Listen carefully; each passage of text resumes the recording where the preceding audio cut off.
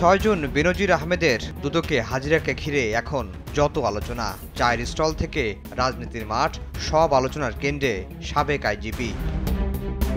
তবে বৃহস্পতিবার দুদকে হাজির হচ্ছেন না বেনজির আহমেদ অনেকটা নিশ্চিত। তারপরও শেষ পর্যন্ত কি হয় তা জানার অপেক্ষা। হাতে আছে মাত্র আর একদিন। এ সময়ের মধ্যে বেপরোয়া সম্পদ গড়ার নজিরবিহীন বেনজিরকে সিদ্ধান্ত নিতে হবে তিনি সশরীরে হাজির হবেন নাকি সময় নেবেন নাকি দুটোর কিছুই করবেন না।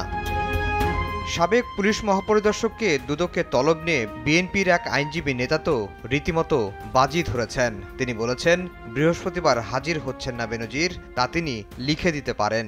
আমি মনে করি 6 তারিখে কোনো আইনজীবীর মাধ্যমে হাজির হতে পারবে। এটা হলো কারণ কি জানেন, সে যদি বিদেশি থেকে থাকে, কোনো আইনজীবী নিয়োগ করতে হলে তার ওই সংশ্লিষ্ট হাই কমিশন থেকে আইনজীবীকে পাওয়ার দিতে হবে। এখন একজন আইনজীবী বলে দিল আমার পাঠাইছে, আমি দাঁড়ায় গেলাম, তা এটা আইনসম্মত হবে না। তবে বেনজিরের অপেক্ষায় দুদক। সংস্থাটির এক কমিশনার বলছেন, বেনজির না আসলে ধরে নেওয়া হবে তার কোনো বক্তব্য নেই, যদিও পথ খোলা আছে সময় চাওয়ার।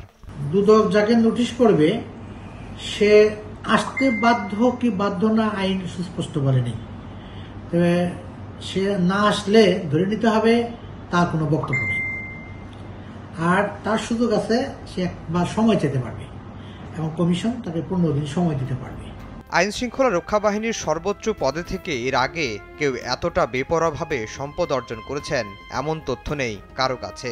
কেউ কেউ টিপ্পনি কেটে বলছেন, তার সব জমি এক করলে নাকি আয়তনে দেশের সবচেয়ে ছোট জেলা মেহেরপুরের সমান হতে পারে।